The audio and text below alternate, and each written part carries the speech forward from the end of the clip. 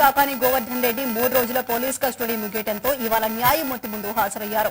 Police విచారణలో ఎలాంటి ఇబ్బందులు లేవని కాకాని తరపు న్యాయవాది తెలిపారు. దీంతో కాకానిని జ్యుడిషియల్ కస్టడీకి అప్పగిస్తూ నెల్లూరు సెంట్రల్ జైలుకు తరలించారు. అక్రమ క్వార్ట్జ్ మైనింగ్ కేసులో ఆయన రిమాండ్లో ఉన్నారు. బెయిల్ పిటిషన్ మీద సోమవారం కోర్టు తీర్పిస్తోంది.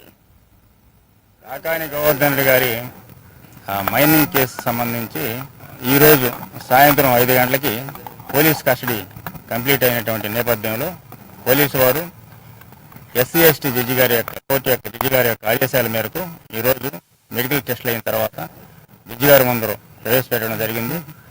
జడ్జి గారు కూడా కస్టడీలో మన పరిస్థితుల గురించి ప్రశ్నించడం, కాకాని గోవర్ధన్ రెడ్డి గారు కస్టడీలో ఎటువంటి ఇబ్బందులు లేవని చెప్పడంతో కోర్టు వారు సంతృప్తి చెంది మళ్ళీ ఆయన్ని జైలుకి పంపించడానికి ఆదేశాలు జారీ చేయడం జరిగింది.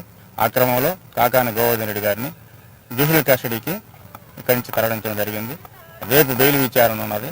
దాని ప్రకారం బెయిల్ హీరింగ్ జరిగిన తర్వాత కోర్టు వారి యొక్క తీర్పు ప్రకారం నెక్స్ట్ ఏం చర్య తీసుకోవాలనేది మేము ఆలోచించుకుంటాం. ఏమున్నదండి, జనరల్ ఫ్యాక్ట్స్ మీద మేమైనా ఆర్గ్యుమెంట్ చేస్తాం. ఏపీపీ గారు వచ్చినా కూడా ఫ్యాక్ట్స్ మీద ఆర్గ్యుమెంట్ చేస్తారు. చట్టం ఏముండదు, దాని ప్రకారం ఆర్గ్యుమెంట్ చేయాల్సిందే. కానీ నేను మారినంత మాత్రాన ఇంకొక లాయర్ మారినంత మాత్రాన చట్టమే మారదు, ఫ్యాక్ట్స్ మారు.